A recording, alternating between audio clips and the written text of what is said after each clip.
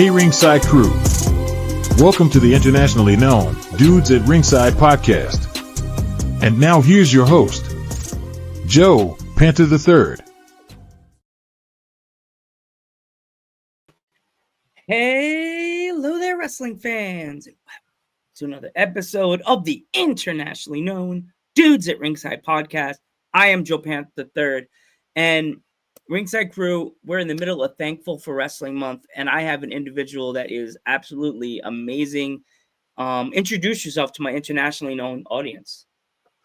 Hi everyone, my name's Mike Moreau. I'm a professional wrestler. I've been training for about 8 years. Made my debut about 4 years ago, and I work for Alternative Wrestling World. It's nice to see you all.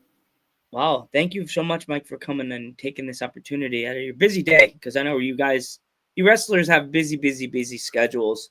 So let's go back to the beginning.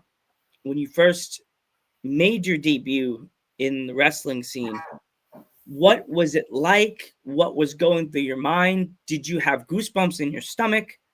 What were you thinking? Like, what was going through your mind that whole day? Crazy story. I actually got a message from our promoter in about February of 2020 to say, get your gear and stuff ready. You're going to be making your debut soon. And then we had the COVID-19 pandemic and all our shows got cancelled. So I had to wait probably around 18 months to make my debut. From the time I was told, you're ready. We're going to be coming up soon. That really sucked, to be honest. Oh yeah, I know. I didn't even Dudes at Ringside didn't even exist in 2020. If it would have did, we probably would have had even more episodes than we already do, because the wrestlers were all home or like trying to stay in shape because they couldn't get into a ring, and if they did, it was like very precautionary. Like, did you even get a chance to even train down around COVID? Do you know, it was crazy. Our place shut down, our training place shut down. Pretty much everything shut down. Those of you that can remember COVID, it was absolutely crazy. And then I don't know what it was like over in the States, where you guys are the States, aren't you? I'm in Pennsylvania. Yeah. I mean, here in the UK, we were gradually allowed to open certain things up again. Now, pro wrestling's quite niche over here, so we didn't know where we stood. So we were like, well, are we sports? Are we amateur dramatics? Are we a gym? Like, what do we count as? And no one seemed to know. So our company was really cautious about opening back up. But there was a couple of local companies that opened up a little bit earlier. And I just messaged our promoter. I was like, look, I've got opportunities to go and train elsewhere. Are you cool with this? And he was like, yep, absolutely fine. So I sort of went and had a couple of training sessions at other places. But yeah, training was very few and far between during that time. Awesome. So when you did your debut match, did you have gear yet? That's my favorite, number one question I always do. Yeah, okay. I actually did. Because I've been told sort of February of 2020, get your gear and your ring entrance and your music and everything all sorted, ready, because you're going to be ready soon. I got it all sorted and then just had it in a bag for 18 months waiting for my debut. That's good to know, because I know a lot of wrestlers, as I said, we were in the green room, a lot of them didn't even have gear. They were dressing in wearing bicycle shorts, the girls in the tank tops, and the guys were wearing basketball shorts and a t-shirt that they made that day before with their cricket. Awesome. So what's your entrance theme? Because I love music. My original entrance theme is a song called Bad by a band called Raw Deluxe. And it really suited me at my debut. I mean, the lyrics are, I'm bad as bad can be. So I originally wasn't the nicest of guys in the ring. I've had a bit of a change of heart in the last sort of 12 months or so. So I've had to change up my ring music to sort of go with that. And I've got a piece of music that I created myself. It's called Unbreakable Mike now. And that's sort of like a new piece of music I've been using the last sort of 8 months or so. Okay. Has anybody ever told you you look a little bit like you're the way your promo picture is the one you sent me? It gives me like a Joe Henry feeling. The way No, that's a new one, but I'll take that. He's super over at the moment. So yeah, you just have to have blonde hair. That's about it.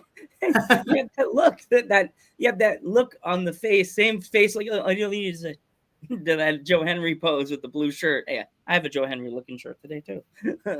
But awesome. So, how many times a day do you actually train? At the moment, it's only once a day. I'll be honest. I'm a father of twins, and they're toddlers. They're toddlers, so they do their best to keep me busy. But in terms of actual proper sort of like gym training and stuff, like once a day, I'll probably have the odd day off here and there, but generally once a day, I'm training at the moment. Wow! Congratulations! I'm a twin, so me and my twin sister are twins. So, oh boy, I know you're going through a lot. Yeah, it can be tricky.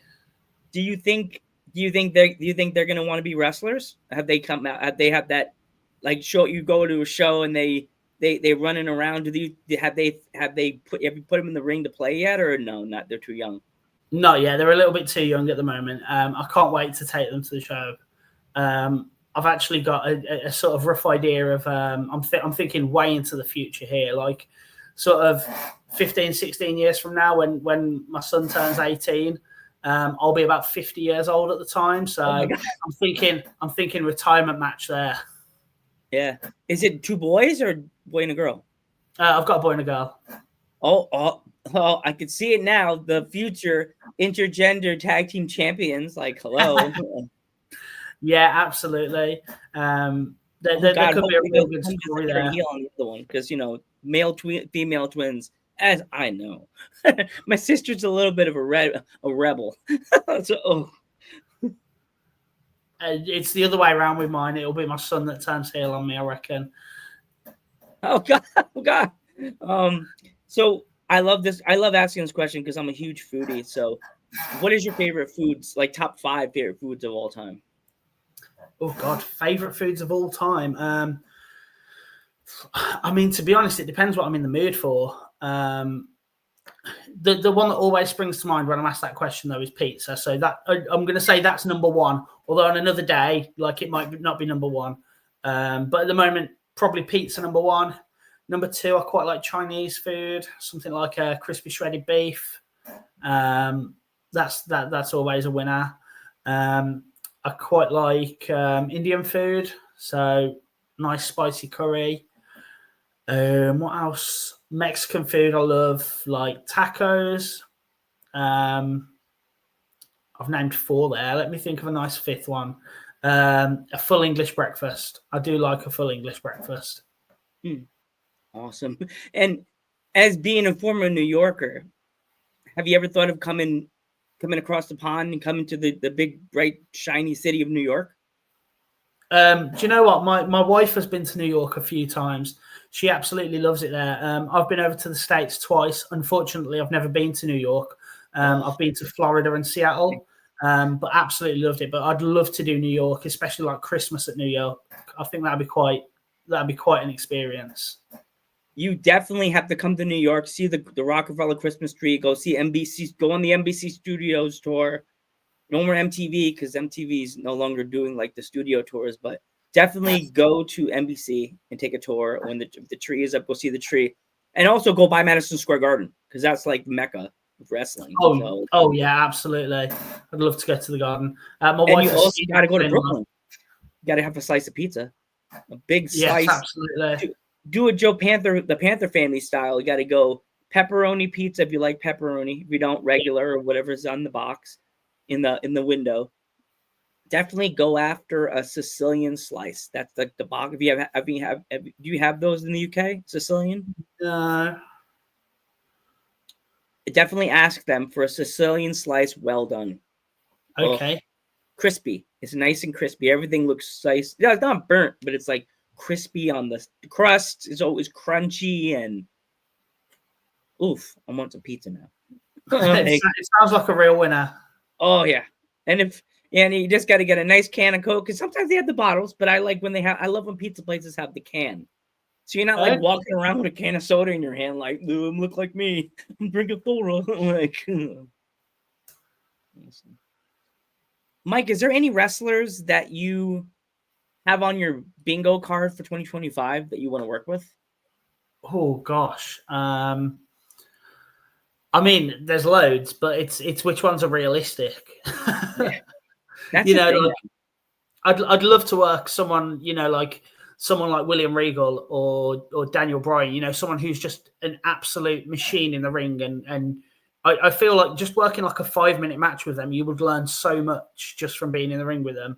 But obviously, you've got to think that's not realistic. For someone working at the sort of level I'm at, I've got to think of, someone who's perhaps quite big on the indie scene at the moment. I think someone like a Matt Cardona. Obviously, his gimmick at the moment is he's the indie god.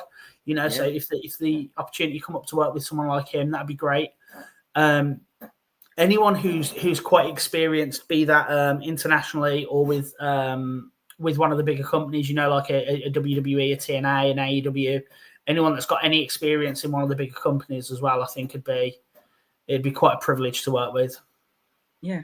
Is there anywhere else in the UK or any other promotions that you've been looking to try to work with that you haven't had a chance to work with yet? I'll be honest, it's not something I've really been looking at. I'd like to, but I've not been sort of putting myself out there to say, right, I want to go and work for this company or this company. I'm quite happy where I am at the moment. Alternative Wrestling World, where I currently work, is a fantastic promotion. It's a family-run business.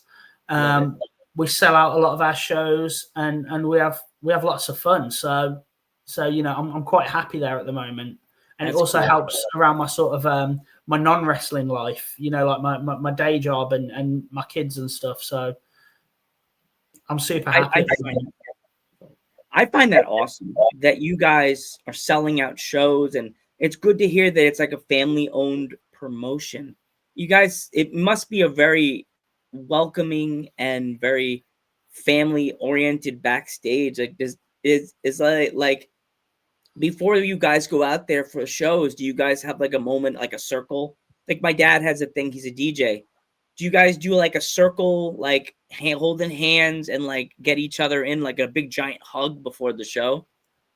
Not necessarily. There might be a couple of shows a year when we're like, oh, this is one of our big shows where we all sort of get together and have a chat about it beforehand. But like everyone's just so friendly with anyone. You go into the locker room where we work at the moment, and no one's got like a set seat that they sit in at every show. People just always intermingle with everyone, and everyone gets on with everyone. And I think that's one of the main things that's so good about working there. Like you can go in, it doesn't matter who you bump into first. You're going to get a handshake, a hug, and a how are you? And it's going to be like a genuine, like a genuine connection you've got with these people where they're asking how you are and they actually care about what that answer is. It's not just a token gesture. Awesome. Do you guys have any upcoming shows? If I have any fans that are watching this in the UK that want to buy tickets?